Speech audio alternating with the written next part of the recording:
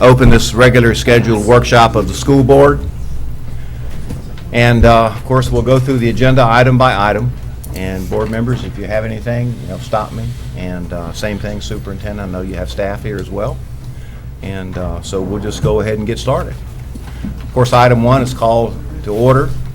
Item 2 is approval of the agenda. I do have a couple of agenda changes to the regular meeting. Consent agenda, correction to item 8.5, appropriation of District 3 School Board Member Capital Outlay Funds to Clarissa Elementary School for electronic message center should be in the amount of $13,485. And then discussion agenda item 10.1, request for school board direction regarding the 2020 sales tax program was deleted. All right, so that takes us through the changes. Of course, we'll go over those again Monday night. Moving on to section 3, recognitions, we're showing none. Visitors, we're showing none. Administrative personnel appointments, we're showing none. Public comments, section 6, we don't yet know, of course. Section 7, committee and staff reports, in-county travel paid for the period of August 22nd through September the 4th, 2019, presented by Mrs. Rita Scallon, Chief Financial Officer. And that brings us to section 8, consent agenda. Approval of the consent agenda, 8.1. 8.2, approval of the minutes of the special meeting of September the 5th, 2019, minutes of the workshop meeting of September the 5th, 2019, minutes of the regular meeting of September the 9th, 2019, all recommended by Superintendent Chambers for approval. 8.3, appropriation of District 2 School Board Member Capital Outlay Funds to Silver Sand School for installation of magnetic locks on 4 classroom doors in the amount of $6,315.72, presented by Mr. Dewey Destin and recommended by Superintendent Chambers for approval. 8.4, appropriation of District 3 School Board Member Capital Outlay Funds to Baker School for an audio system in the cafeteria in the amount of $6,176.77, presented by Mrs. Linda Ivanchek and recommended by Superintendent Chambers for approval.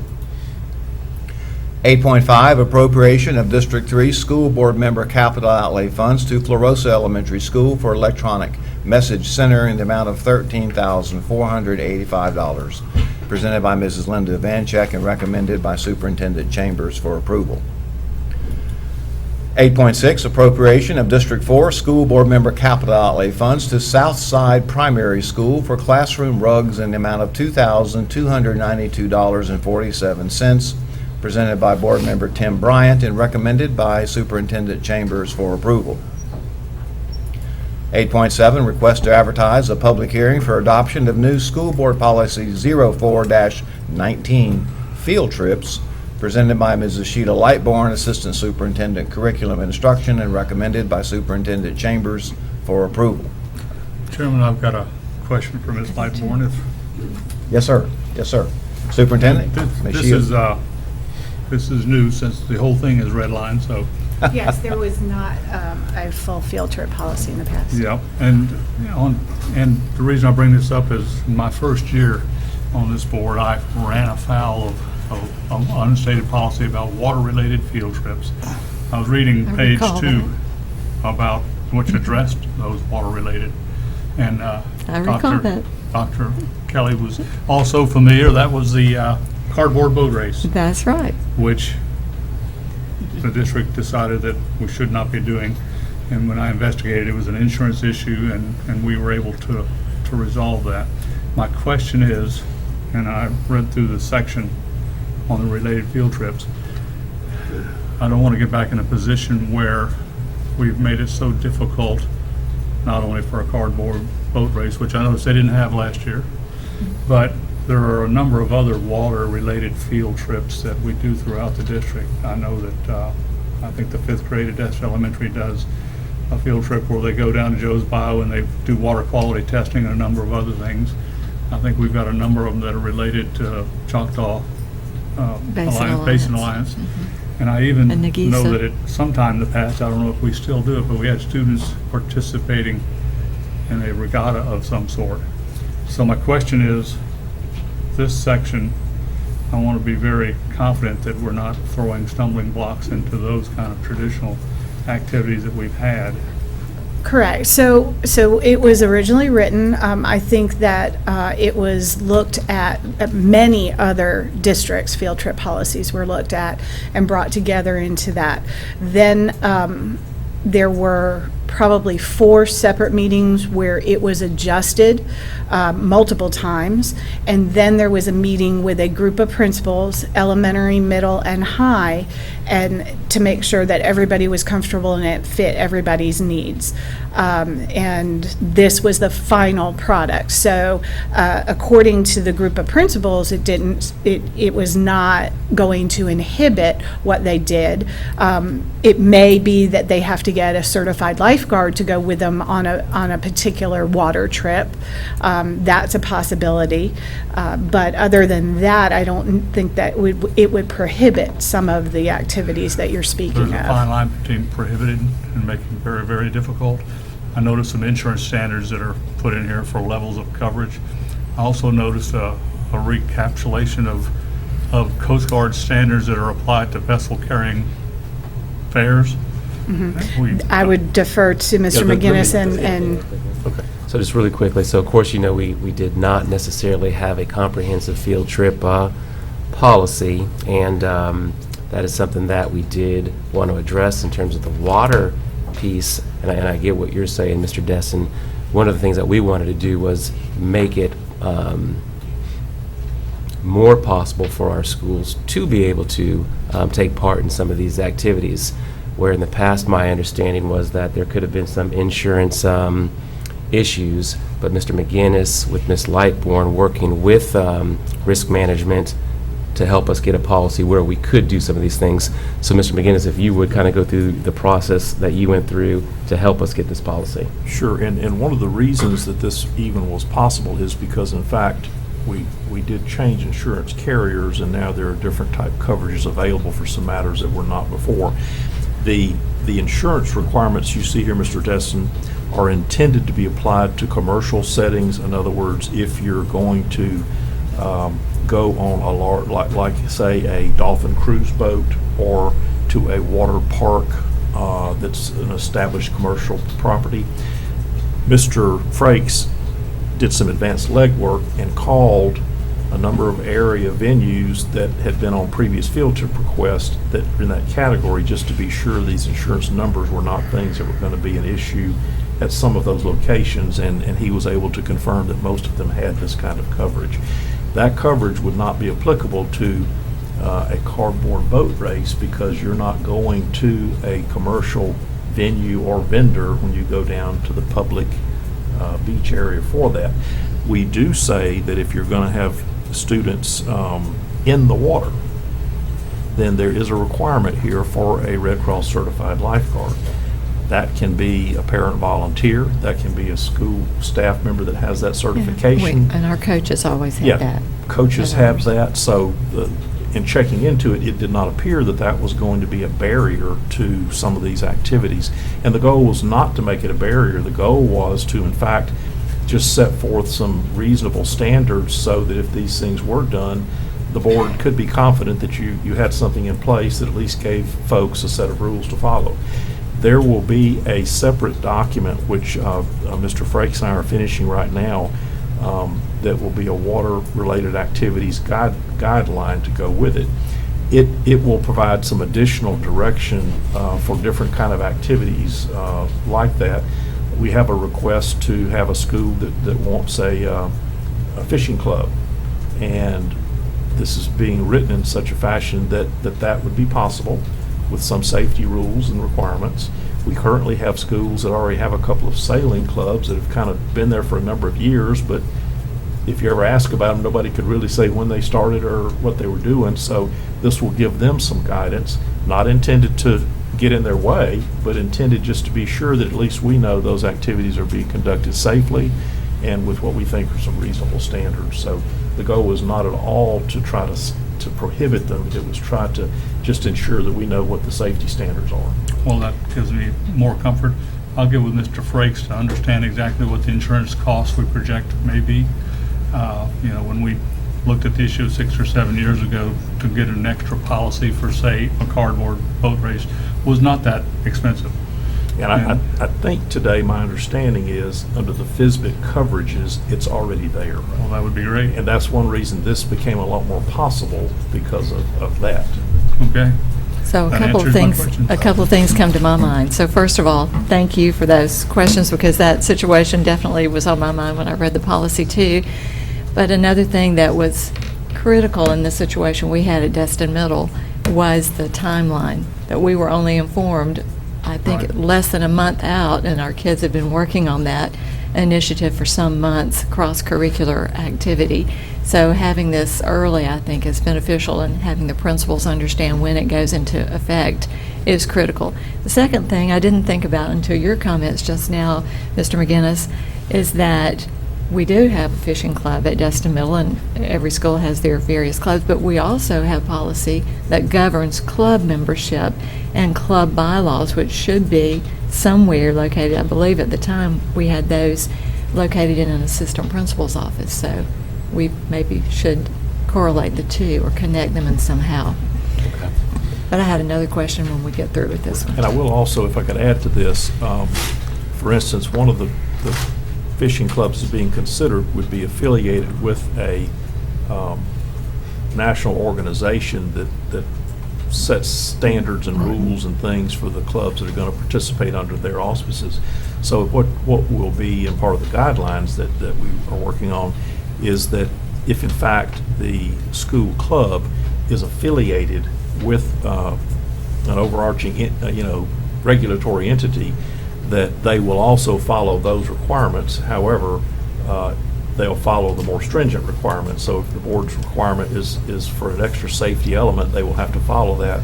But it also says if the regulatory agency over them has more stringent requirements, they will follow those beyond what the board's required.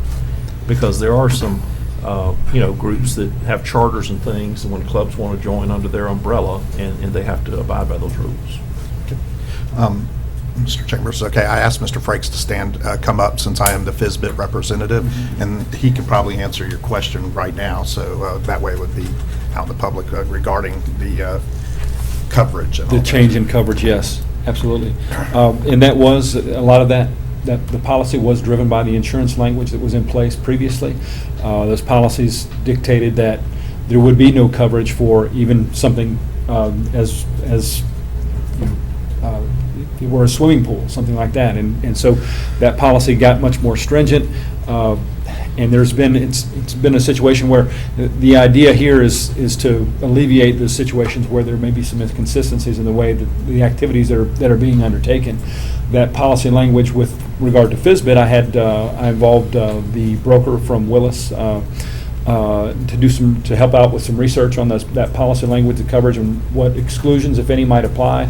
He did the research on it. Certainly, we have other member districts within the FISBIT organization that participate in these. Of course, all Florida school districts, there were many that had some coastal exposures very similar to ours, and they just said, hey, we operate these programs. We put as much oversight as we possibly can in there, apply some standards, but it would be unreasonable for us to expect that our schools would not be able to participate and enjoy some of these things that our location provides us with. So whether it be educational opportunities or reward type structure that they put in place, they apply those standards to it, and certainly the coverage that's provided by FISBIT and that we now have, of course, since 2017, allows for those types of exposures and provides. And in the case of the cardboard boat regatta, I know I had a daughter that went to Destin Elementary School at the time and participated in that. She's now about to be 25, so it's quite a few years ago. But I remember that, and I know that was a traditional thing, and certainly that policy would not preclude that from occurring, given those parameters that we're going to lay out in the guideline, that there will be a separate water-based guide, and that's what Mr. McInnes was referring to, that will dictate exactly how those types of activities will be conducted. Sounds good. And Mr. Frakes, and I appreciate Mr. Destin's comments, especially not wanting to be too stringent, but if we didn't put the things in place in this policy as it pertains to the water policy, would we be able to do those activities in terms of being covered by insurance? If we did not put the policy in place? Correct. I mean, the guidelines that we have, I'll call them the guidelines, the water-based, regarding the water-based activities, they would certainly provide some guidance for everyone that would seek to undertake one of those activities that we're talking about. We're not permitting everything, though, so we want to make sure that we're taking, there's certainly a risk inherent in any time you're involving something around, in this case, in the case of a water-related activity, but certainly the policy itself, the coverage, the insurance coverage would not be predicated upon having that policy in place. We just want to make sure that if we're going to do this, we're doing it under a given set of circumstances, make sure that we have certain standards in place that everyone adheres to. And, we kind of get out of that situation where we have things going on without any oversight or, with regard to any certain set of standards that's been applied. Okay. And I guess along those lines, for me, it would just seem like that should the school board adopt this policy, it would give us a very strong position in making an insurance claim, as opposed Certainly. to not having a policy Correct. and trying to make a claim, which we hope we never have to. Absolutely. And I would just like to say that this came, for me, it came about a year ago when I had Coach Martin at Crestview High School Correct. asking about forming a bass fishing club and was being told he couldn't because of insurance reasons and all. But for me, what struck me was the fact that there was things still going on that were Correct. water-based activities. Correct. And what I'm excited about this policy is that now, across the board, we're going to have a level playing field for everybody. And so I would like to thank Mr. McInnes, Mr. Chambers, Mr. Frakes, Ms. Lightbourne, if you were involved in that. A lot of thank you. folks were involved in that. Yeah, and everybody who was involved in this, because my main concern was that we didn't have a definitive, Correct. There were some inconsistencies, Right, certainly. So this right. will help to alleviate that, I believe, Right. so. So, but, I know for Coach Martin, he's been waiting patiently for 5 He has, years, absolutely. and now he's going to Absolutely. We spoke with him the other day, in Yes, fact, and so yes. we're working with So- him, and we'll continue to do so, and there's some others. He was very helpful in providing some resources that inform the formation of this policy and just exactly the standards that are applied. So I think once we get all that, we'll certainly, there's some more work to be done, but we are getting closer, Right. getting very close to getting that all completed. So we'll- It's been a long process to get here, but it I think necessarily needed to be Right. because it's had an input from a lot of different Mhm. levels in Right. the school district, a lot of participants, because it will have an effect on every school out there. Right. And again, I go back to FISBIT. This is, one of the positive things that, we get from FISBIT is their input on these things and helping us Certainly. to Correct. have these policies in place. So our children, since we are so close to the water, we can have those activities. by Yes. the- Very good. Well, I congratulate you on this more comprehensive approach to the issue. The only solution we had in the past, which I explored 7 years ago, was to go by a supplemental policy. Correct. Which That's we correct. did look at with your predecessor. That's correct. But it's going to be a much easier way to do it this way. Absolutely. All right. So, All right, Dr. Kelly? so thank you again, Mr. Destin, for helping the resolution even back then when I was at Destin Middle School. And thank you for this, but I think it was C2 in this. I just had a question. I believe that referenced overnight stays for students within the county, and I just wondered how many requests we get for students to take a trip within the county and spend the night. So I think that, not many, but just in case, it was, since we were revamping the policy, we thought if there was a need and it was because they had a late night and then an early morning event for some reason, and it was at the other end of the county or something like that, that it was potentially could be a need. As long as I've been here, I've not signed I one, can't Dr. remember Kelly, that to be either. honest, but I believe it was just in caution. Yeah, but the policy is intended to be very broad-based and try to contemplate any scenarios, also saying that we looked at a number of other districts and looked at a number of other policies and procedures and tried to, quite honestly, pull the broadest we could from every place.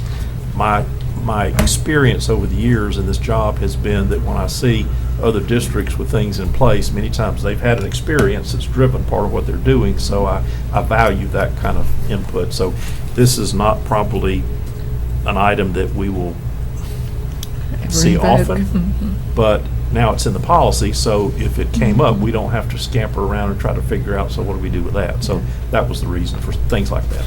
Just a curiosity question. Yeah. And I will tell you that one of the issues that we dealt with, so that this question gets asked, you'll notice this policy also sets standards for chaperones for our athletic, band, choral, and club type travel, because that's entirely different kind of travel.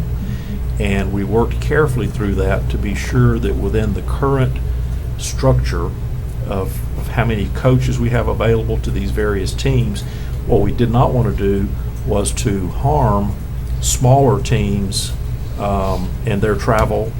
And so that's why you see a different issue there for numbers of chaperones and qualifications, because, you know, if a big band is traveling out of county, you know, they could have 200 kids with them. And if a football team is traveling out of county, they could easily have 90 with them.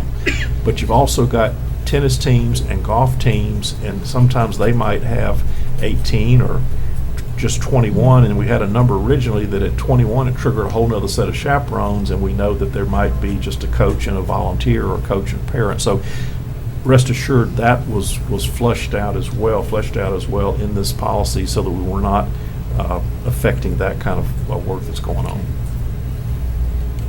All right, anything else, colleagues? Yes. Mr. Vanchek? I'd like to have Mr. Jay McGinnis come up, as I have a question about field trips with buses, if he could.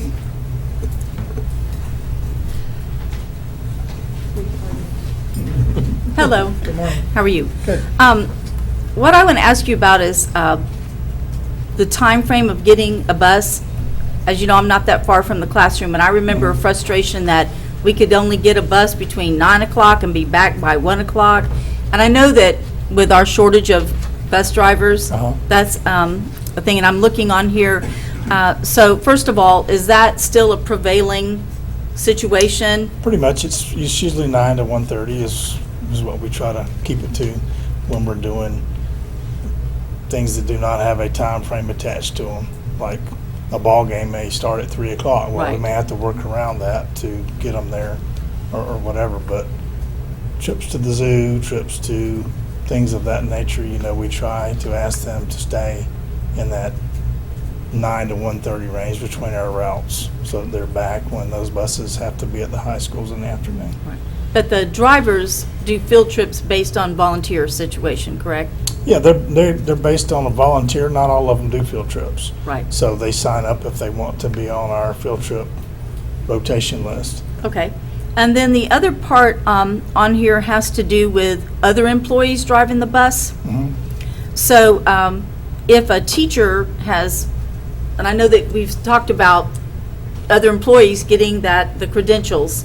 So how would that work if if I'm an English teacher and I'm taking my students to a play or something, and I'm going to drive the bus? Right. So how does that work if I'm at such and such school?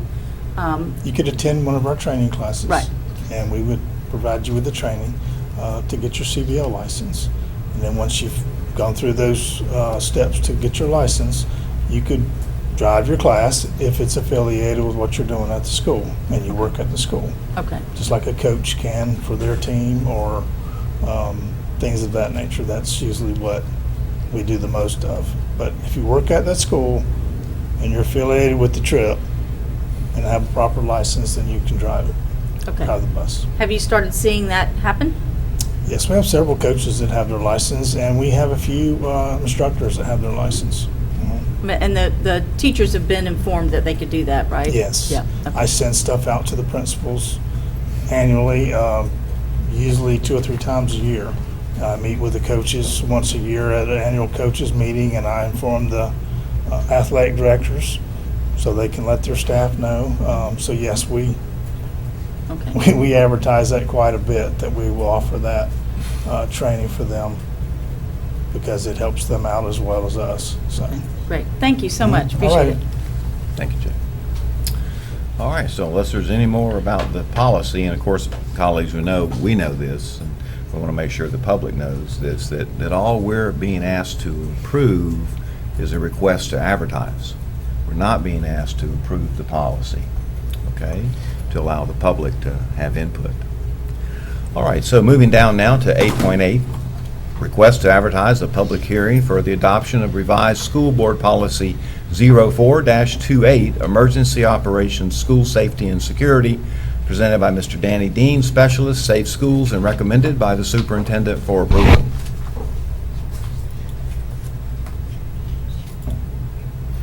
All right, moving on to 8.9, invoices to be approved for payment, presented by Mrs. Rita Scallon, Chief Financial Officer, and recommended by the superintendent for approval.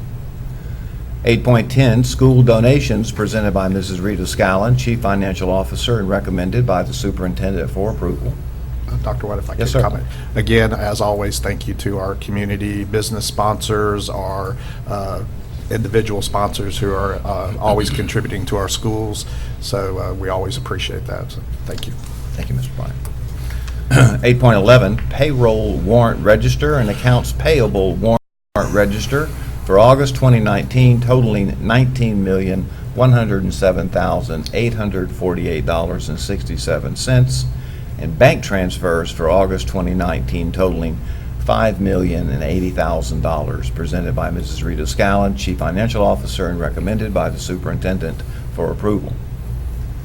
8.12, permission to pay a materials and supplies stipend to qualified adult vocational teachers, behavior analysts, mental health counselors, occupational therapists, physical therapists, school psychologists, social workers, and staffing specialists, presented by Mrs. Rita Scallon, Chief Financial Officer, and recommended by the superintendent for approval. 8.13, ITB 20-01, epoxy flooring, district-wide, presented by Mr. Vince Wyndham, Program Director Purchasing, and recommended by Superintendent Chambers for approval. 8.14, renewal of ITB 15-04, catalog discount term contract, school bus parts, presented by Mr. Vince Wyndham, Program Director Purchasing, and recommended by Superintendent Chambers for approval. 8.15, tag on bid purchase over $25,000, Playmore Recreational Products and Services, presented by Mr. Vince Wyndham, Program Director Purchasing, and recommended by Superintendent Chambers for approval.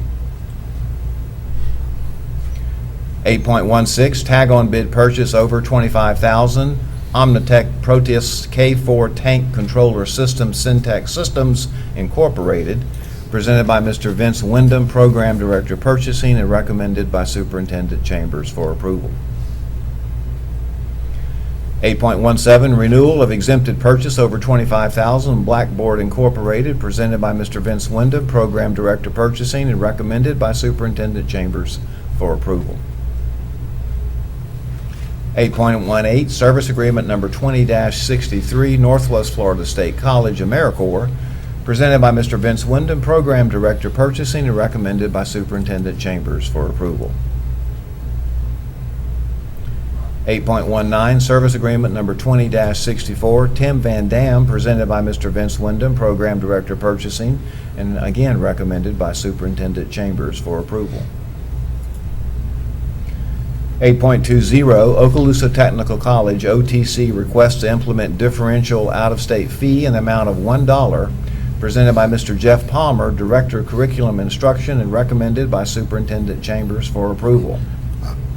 Dr. Wright, Yes, sir. I see Ms. Hayes is out in the audience, and I did talk to Mr. Palmer yesterday, but how many students, again, do we have that are actually out-of-state students? So, Currently, Mr. Bryant, we only have 2 students who are paying out-of-state tuition. Neither of those students are Alabama out-of-state. So at this point, this differential would not affect any students. and typically, obviously, the two are not from Alabama, but typically they are from Alabama, though, is that? Well, not with our community. We see students from all over the United States, but statute says that a student has to have residency for tuition for at least a year before they're considered in-state. So we get them from all over. And of course, our military members are not counted as out-of-state. So with that said, going back to, we have two right now. One's from Illinois, I don't even remember the other, but neither of those is Alabama.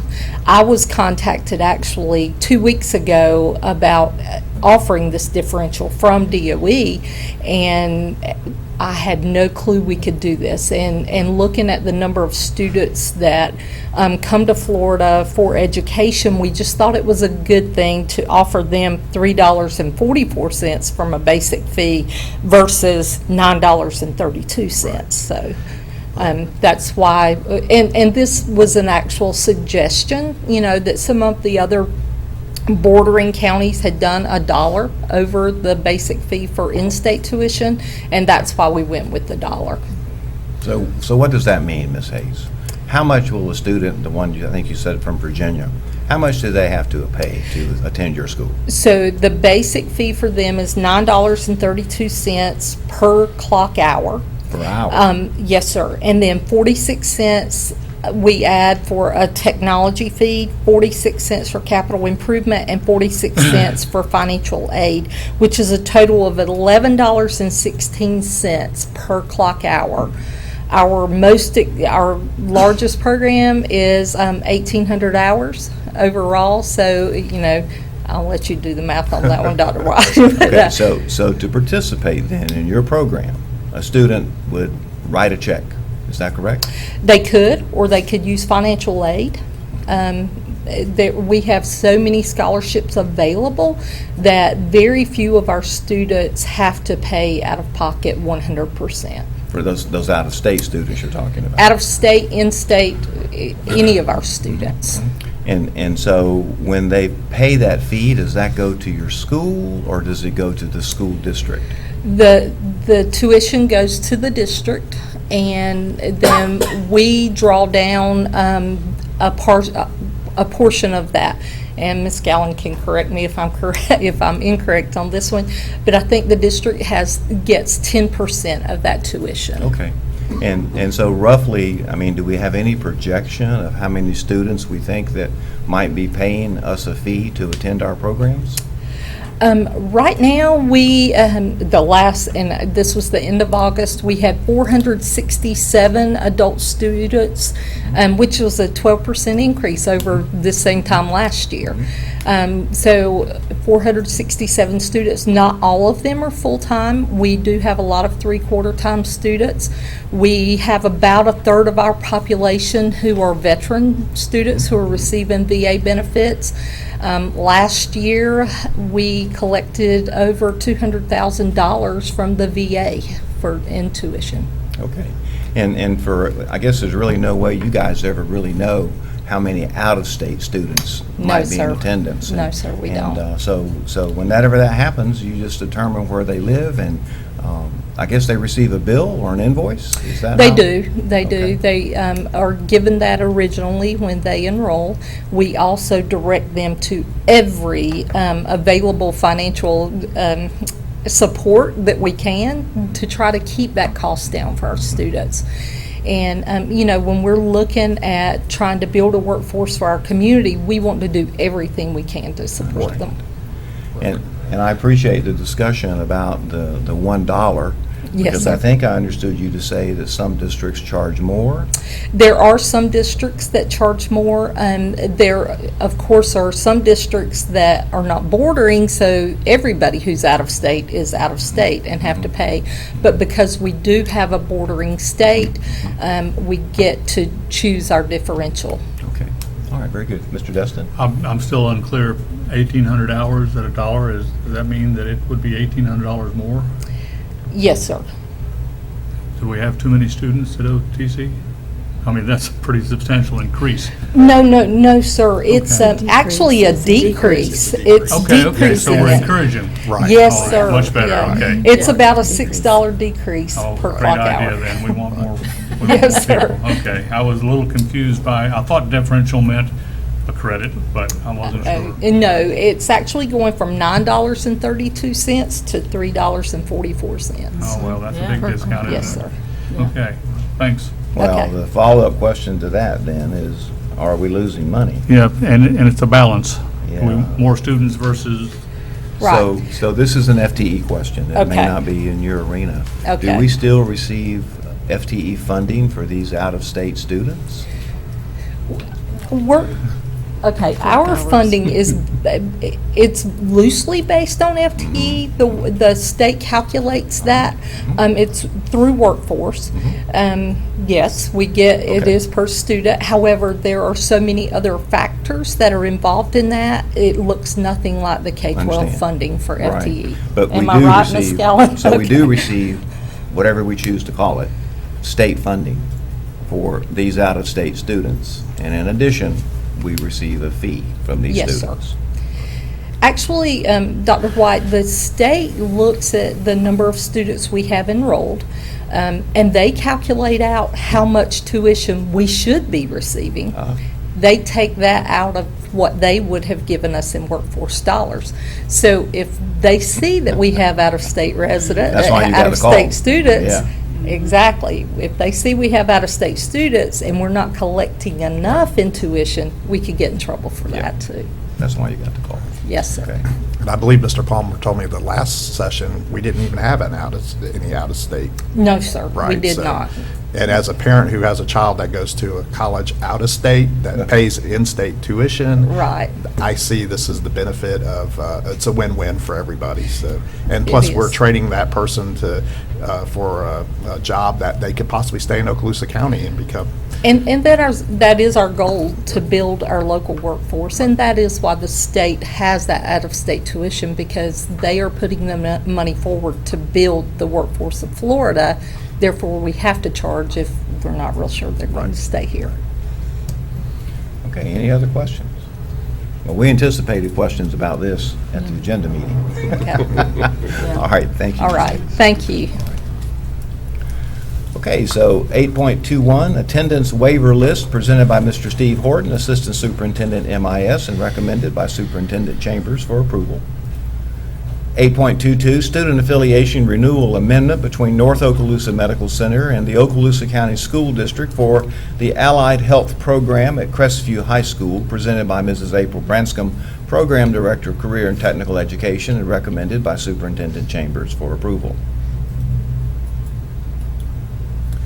8.23, State Appropriation Grant OCSD Jumpstart Computer Program for fiscal year 2019-2020, presented by Mrs. April Branscombe, Program Director, Career and Technical Education, and recommended by Superintendent Chambers for approval.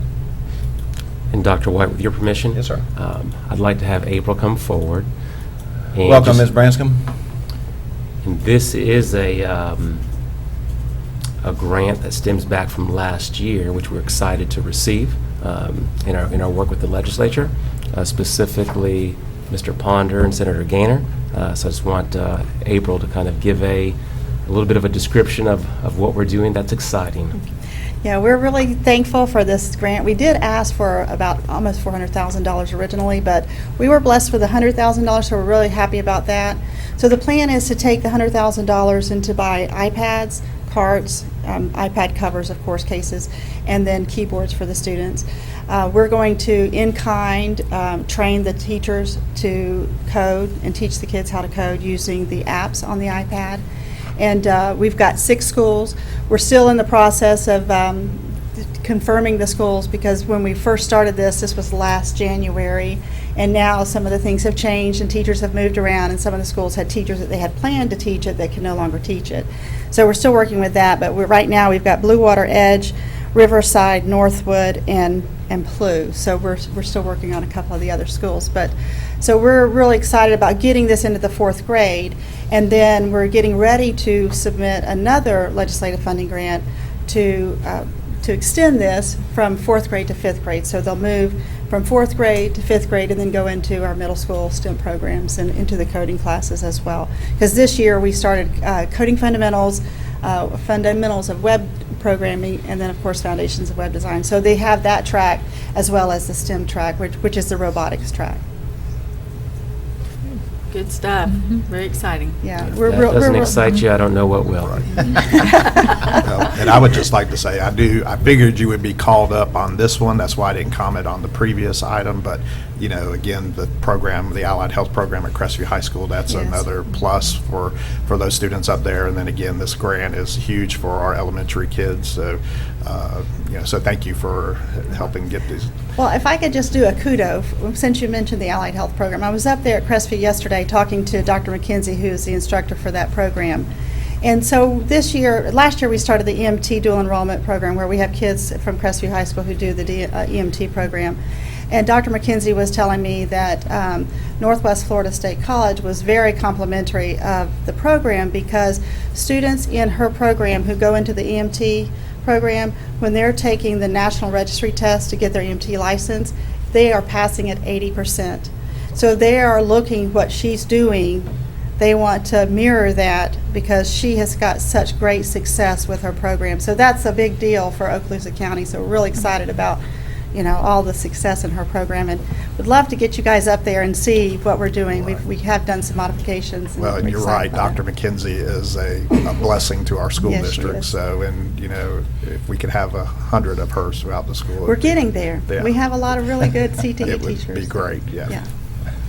And before you leave, April, so just in the last month or so, so there's this grant, 100,000, the Boeing grant that April and her group, you know, that was about 50,000 plus in kind, with the Okaloosa Schools Foundation of 30,000, and working over at Pryor, the generosity of Mr. Klein in that area, $10,000 to Pryor. So the work that April's doing, also just working with the schools and getting additional funds to come in. So just thank you very much for what you're doing. Thank you. Thank you, Ms. Branson. All right, board members, moving on now to 8.24, motor vehicle lease agreement for disaster transportation services between the School Board of Okaloosa County and the Okaloosa County Board of County Commissioners, presented by Mr. Jay McInnes, Program Director of Transportation, and recommended by Superintendent Chambers for approval. And again, for the general public, this is just a great partnership that we have with the county, that we do our part to help in the case of a disaster. So, Very good, thank you. All right, moving on to Section 9.1, Employees on Administrative Leave, presented by Dr. Lee Hale, Assistant Superintendent, Human Resources, information item. 9.2, Deferred Retirement Option Program, presented by Dr. Lee Hale, Assistant Superintendent, Human Resources. 9.3, Out-of-Field Report for the 2019-2020 school year, presented by Mrs. Karen Peak, Program Director, Professional Services, and recommended by the Superintendent for approval. 9.4, Employment Separations, presented by Dr. Lee Hale, Assistant Superintendent, Human Resources, and recommended by the Superintendent for approval. 9.5, Personnel Recommendations, presented by Dr. Lee Hale, Assistant Superintendent, Human Resources, and recommended by the Superintendent for approval. 9.6, Employee Transfers, presented by Dr. Lee Hale, Assistant Superintendent, Human Resources, and recommended by the Superintendent for approval. 9.7, Employee Suspension, presented by Dr. Lee Hale, Assistant Superintendent, Human Resources, and recommended by the Superintendent for approval. 9.8, Employee Suspension, presented by Dr. Lee Hale, Assistant Superintendent, Human Resources, and recommended by the Superintendent for approval. 9.9, Reinstatement, Reimbursement of Sick Leave due to Line of Duty Illness, Injury, Medical Examination, presented by Dr. Lee Hale, Assistant Superintendent, Human Resources, and recommended by Superintendent Chambers for approval. And then 9.10, Leave Without Pay, presented by Dr. Lee Hale, Assistant Superintendent, Human Resources, and recommended by Superintendent Chambers for approval. Discussion agenda, we've already discerned that 10.1 has been deleted. Request for school board direction regarding the 2020 sales tax program, presented by Superintendent Chambers. And then 10.2, any items that may be moved. All right, Section 11, Construction Program Owners Representatives Business. 11.1, Mr. Destin, is a program status report. If you have something, sir. Other than just a general discussion of 11.2, Okay. which is an upgrade on our security projects, and Dr. Right. Smith or Mr. Horton can All give you right. details. Okay. But just suffice to say that we're going to be doing a lot more in a lot more places. Absolutely. Well, as Mr. Destin implied, 11.2 is program number 6, task order number 2, GMP district-wide school security upgrade project phase 1B to include scope modification previously approved, presented by Dr. Bill Smith, Program Director of Facilities Planning and Maintenance, and recommended by the superintendent for approval. Of course, it's a security item, and so we don't go into great detail. But colleagues, I think you are aware that, again, a significant amount of funding, a very significant amount of funding, Very. has been allocated to further security and safety in our school district. Now, again, this is not, my understanding, this is not new money. This is shifted money. That's right. The staff has done a wonderful job of going through everything and repurposing some of the money. Yes, sir. Of course, that means we've put off doing some things that we will have to do soon, and hopefully, if we are successful in our half cent, that's going to enhance our ability to do these security upgrades and to do the other things that, we must do to keep the facilities up. Yeah. And I'm very grateful that both of you gentlemen mentioned that, because recently I was at a school where a member of the community said, well, aren't you grateful for all of that state money that came to you to put those security measures in place? And I was able to say, well, we are grateful for the amount that we received. It was maybe a tenth of the Right. amount that we needed A little for less. phase one. For phase one, I emphasized. So thank you for mentioning the funding. And I don't know if we're allowed to say the amount of funding that has been allocated. Okay. Mrs. Scallon, how much additional funding, or is this item 11.2, are we moving into school safety? Can you tell us? It's about 8 million. $8 million For more one dollars. phase. In Now, addition to again, what we've already spent. that's exactly right, and that's a huge point. And I think that folks that visit our schools, even though we can't talk about it, they'll see. They'll see. In fact, they probably can see it when they drive by. But things have changed, and that's just the reality of the world that we live in. Okay. And Dr. White, I'd Yes, like sir. to add, just as a reminder, because you already know that we're in phase, that we're in phase 1, and this phase 1B, in actuality, was going to begin this upcoming summer. And of course, with safety paramount on everyone's mind, this is an expedition of, trying to be as proactive as we can to be as safe as we can for our kids. So we've expedited this process to go to 1B. Outstanding. Okay. All right, thank you, Mr. Destin. All right, colleagues, moving on to Section 12, Information Technology Management, no business there. Section 13, Mr. Attorney, you may have some business, sir. Just one item of announcement. I need to ask the board to schedule a special meeting for an attorney-client session prior to the next workshop on October 10th at 8:15. This is in a case pending in the First District Court of Appeal, case 1D19-2984. And we'll All run the right. appropriate notices of that. You need a motion to that effect? We can't do that here No, anyway. no. You're just letting us know. It's just the All right. announcement. All right. Okay. That's all I have, Mr. Chairman. All right. All right, so moving on, Superintendent, you've got some out-of-state student field trips, and you may have other business you wish to share. Yes, sir. So a few things. So piggybacking on the discussion of safety, just a little bit of an update. I do want to thank Danny Dean. As you know, in essence, he's a department of one, and there's a lot that comes from the state in a good way to Danny Dean's office, and then there are certain things that he has to do, which of course trickles down to the principals and to the teachers and so forth. Right now, schools are they're completing work that will eventually go to the state, that will help the state make decisions. But it's a difficult task, and there's a lot on Mr. Dean, and there's a lot on the principals. So the work that Mr. Dean is doing is invaluable, and I just want to simply share that. I also want to say just as a reminder, when we look at safety in our district, we kind of look at it in 3 areas in terms of the hardening of the schools, harm mitigation, and then the piece that some people sometimes don't think about as much, the mental health component. So between Dandy Dean and then the work also that Terry Schroeder does, there's a lot that is going into safety. And I also want to thank the principals and the teachers and staff that right now that are in phase 1, because there's construction that was going on over the course of the summer, and there's things that are still going on right now. I do want to say at the schools where the fences are going up, once they're completed, there's going to be a change to the way that some of them will have to do business in terms of during the day, leaving school or coming to school. But the schools are doing a great job communicating with the parents during this process, and they'll do a good job communicating with the parents once the work is done.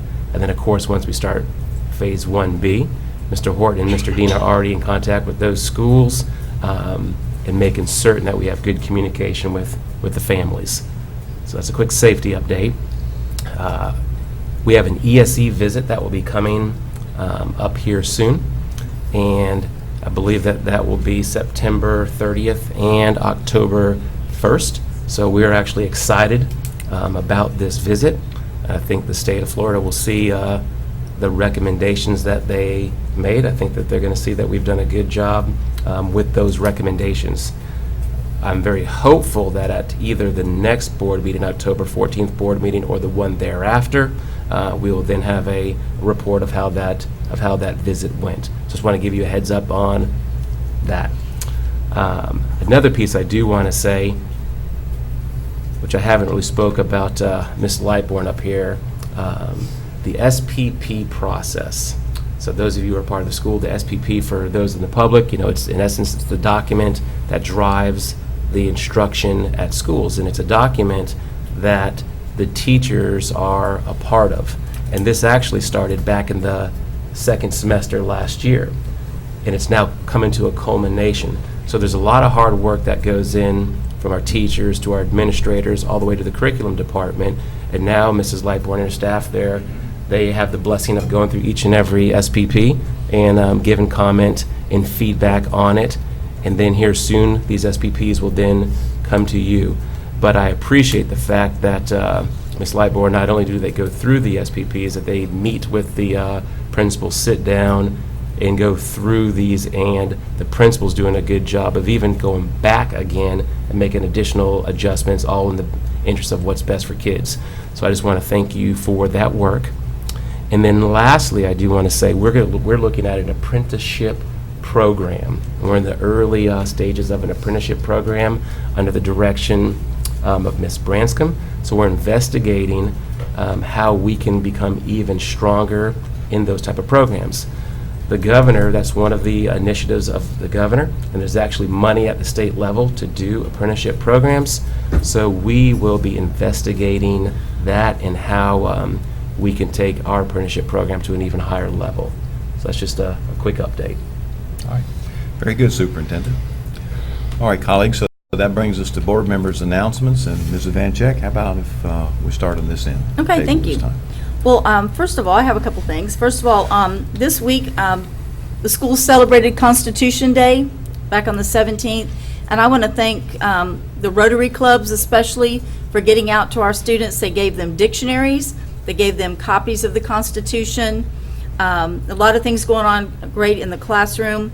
Over at Pryor, two teachers, Miss Black and Miss Capel, who do civics, they did a really innovative lesson where they had the students answer questions, and it was a Constitution escape room. And if they got the questions, they got to escape outside the room. But I'm very glad that civics is still a big part of our schools in Florida, from elementary up to actual civics classes in middle school, and then government in high school. So glad to see that we're doing that. The other thing is that we're in homecoming season, and if you've ever worked in a high school, you know about homecoming. Homecoming has become one of the biggest events, school spirit-wise and socially, in a high school. A lot of things going on, and we're starting, and so I am particularly excited about homecoming this year. As you know, I'm not that far from being a high school teacher, and so tomorrow night, or tomorrow afternoon, I've had the honor of being asked by Baker School to be their grand marshal for their homecoming. And then the next Friday, I will get to reprise that role for Choctawhatchee High School. Now, I've never been a marshal, much less a grand one, but I'm going to do my best to represent both of those schools, and I can't tell you how honored I am to get to ride in that parade. My only request is if we could get the temperature down about 20 degrees on both those events, but I'm excited because homecoming is one of those rites of passage for a high school kid, and I think it brings a lot of great memories, and just want to remind those students to make some good choices on homecoming night while you're celebrating. Sometimes you get off on what you're supposed to be doing, but we don't want anybody to have any accidents or anything that they're going to regret, because homecoming has a lot of fond memories that you can bring. So I'm excited about homecoming this year. Thank you. Thank you, Ms. Avenger. Dr. Kelly. Well, I have a comment and then a couple of questions. And so first of all, I hope everyone noticed that my colleague Tim Bryant is wearing the Eagles shirt, and I want to thank him for being such a good sport and for offering up that offer that whoever won that Friday night rivalry game would wear the other's shirt. And thank you also for noticing that in a team spirit, I wore Crestview's colors today. But thank you for that. And that was a lot of fun, and I think our constituents enjoyed that too, and the band students and the team as well, and the coaches. I wanted to ask a question of Mr. Chambers related to the notebook that I gave you and other things. We approved as a board a temporary hire of a second investigator. Do you think that is helping us make our timelines better and moving those cases forward more quickly? So absolutely. I think the second investigator, and I appreciate the board allowing us to do that. I think the second investigator is critical as it pertains to the timeline. Dr. Hale, if you would come up. I know the timeline is something that we definitely keep on our mind. It is something that we need to continue to get even better with. But Dr. Hale? So one of the things that we've noticed with the second investigators is that we are able to conclude investigations in a more expeditious way. Obviously, when you have one, it takes you twice as long. I'm not ready to say that every investigation has met every timeline, but I can tell you that we're getting better. I currently have my staff looking at the current investigations, and we are assessing timelines to try to prioritize where we move from here. We're constantly meeting on the timelines and things like that. We do run into barriers at times with regard to meeting timelines, whether it has to do with the amount of witnesses that have to be questioned, or whether it's summer break and people are on vacation, or whether law enforcement agencies or DCF are involved. So there are times when the timelines don't exactly work, and I'm not ready to say that we're perfect yet, but I can say that with the addition of the second investigator, it has gotten much better. Investigations are being completed not only more expeditiously, but also more thoroughly, because not only in terms of just strictly volume, but having two heads together working in an office to collaborate is very helpful as well. I can also say, and I don't know if this is the appropriate venue for this, but I know that we referred to Mr. Dean as a department of one, and the second investigator has been able to assist him in some of the various questions and dissemination of information that he's had to do when he was either out for a particular personal reason or to go to a conference. So both of the investigators are very, very busy, and I can say that the investigative process is improved and continuing to improve as a result. Okay, thank you. And then lastly, I know that I get a lot of requests to meet with constituents. I don't know if my colleagues do. I do. But it's getting to be a concern to me to meet at McDonald's at 9 o'clock at night and kind of feel uncomfortable. I know that yesterday I noticed that room 412 was empty. Is that perhaps a place that we could use now as a meeting room for board members when we have those appointments? 412, is it our PD room? I think it's student services. Old room, that's where, Can I have Ms. Lightbourne come up and address that? Okay. that's where Mr. Humphreys will be there part-time, because he doesn't have an office at this part of the district. So he is now going to be able to use that office and the Crestview office, because many times when he has to meet with parents, they have to meet there, but And so what I am hearing is that there's a request for availability of meeting space. Yes. And so perhaps Superintendent, you and your staff can take a look at that and come back with maybe an option for the board members that may wish to avail themselves of whatever capacity you may have. It just gets a little bit uncomfortable and frankly, a little bit embarrassing to say, no, we don't have a space to meet, but let me see if the training room is available. Let me see if I can move somebody out and meet with you. It's not comfortable, and I appreciate that Tim has an office, but it's uncomfortable to ask a Niceville parent to drive to Crestview. Well, I know Dr. Kelly, in the past, when I've had to meet down in Niceville, I've talked to Jan, and she made it a point to Well, get and us I a have room. done that too, but I hate to ask her to move out when what No, might start out as get a room 10-minute for us. meeting might end up being an hour. So, and I agree with you, and I do think that the board should have a place to meet here in this facility. So I would pose to you, we do have a plan, so to speak, of how to cost effectively create an office for the board here on site. We did go down that road at one time, and we stopped. But with board approval, we could absolutely create a space for And I'm board members to meet. Appreciative of that, thank you. And I certainly don't want a Taj Mahal. I just want a little corner someplace that's private, that is secure, where we can feel Well, safe. I understand. And you said cost-effective. Well, and I appreciate that. Yeah. I So appreciate so that. I said that up front. Before I agree to something like that, I want to know how much. And so I take it you'll bring some options or a option back to us? We will do that. Okay. Mr. Horton? Mhm. All right, anything else? All right. Mr. Bryant? Just want to recognize one of our teachers at Northwood Elementary School, Felicia Eggy. She's one of our CBS teachers. Had the opportunity to go into her classroom the other day, and just so y'all know that CBS teachers are, you know, they're hard to come by these days, and but when we have some out there, which we do, we have a lot that are great. You know, I think it's time that we, you know, take a moment to recognize the great job that they do inside these classrooms. Also, I'd like to make a note that if you've heard of Max Preps, Max Preps is a website that basically, it's a organization that is like the ESPN of high school sports. Right now, they have a contest going on for the most unique mascot name, and Laurel Hill is actually in that contest. So if you go to Max Preps on Facebook and just go to their Facebook page and go down to the link where it has the bracket, I think Laurel Hill is number 4 on the bracket list there. But go in there and just go in their comments and type in Laurel Hill Hobos.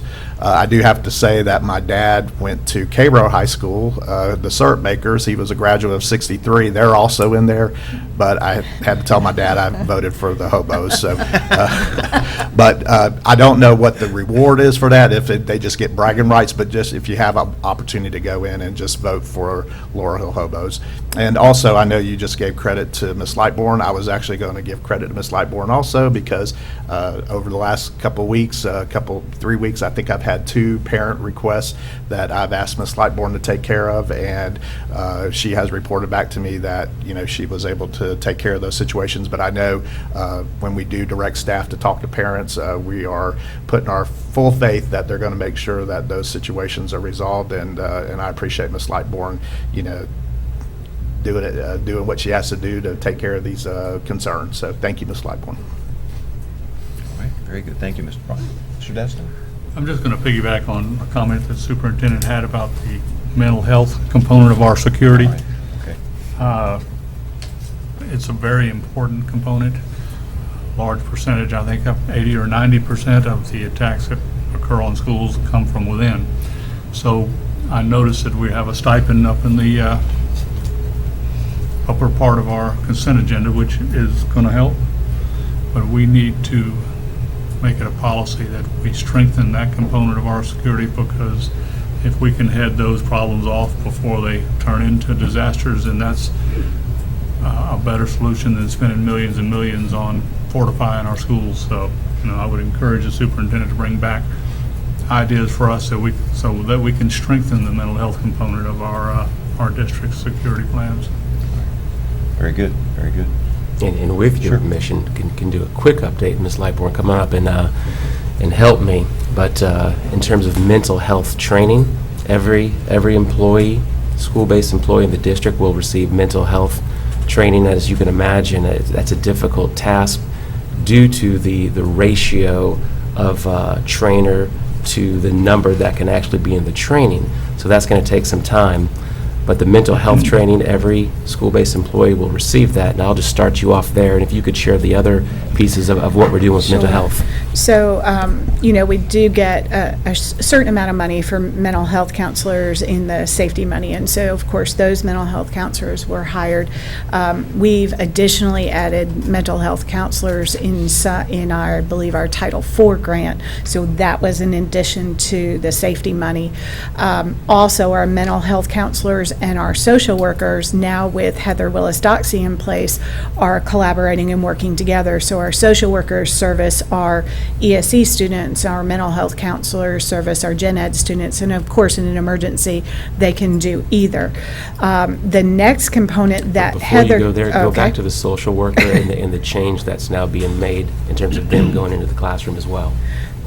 So 95% of the social worker's time is to be in the classroom working with students. So that was discussed with the social workers at their last meeting. So that's another piece. So they're in the classroom working with students, which is, of course, the critical need. As well, Dr. Willis-Doxey is working with community-based programs, Bridgeway, I think she said Children's Home Society, and some others that also provide counseling services. We have a pilot going on at Kenwood where they will provide counseling services on top of what we already have in place. So that is a major focus for us right now, and something that we're working hard at getting all of those components in place and additional components that will support that. I think the bottom line is we just need more people, don't we? Absolutely. And we're reaching out to every asset that we can. I noticed the stipends are coming out of our money, not out of a grant, which is what we need to do. Is that correct? I believe so. Yeah. Are we speaking about the stipends for? Which stipend are you referring The to? one that's referred to in the consent agenda. I think I read through there that was actually going to be coming from our internal sources. If that's a stipend, then that is correct, Right. yes. And so, we need to do as much as we can to encourage these folks to be satisfied, and, we need more of them, and that's the bottom line. And I'm afraid that we won't get a whole lot more grants from the state. Hopefully we will, but they generally, the issue du jour is for a year or two, and then they go on to something else. So it's going to be something we'll have to probably figure out a way to fund ourselves as much as we can. Yes, sir. All right. Thank Very you. good. All right, any other questions, colleagues, about any of that? Okay. All right, so then we can move on to section 16, public comment, and then we move on to adjournment. So I'm prepared to adjourn the workshop unless there's any other business, colleagues, that we maybe not covered. Superintendent? We're good, thank you. Mr. Attorney? Good? All right, this meeting is adjourned.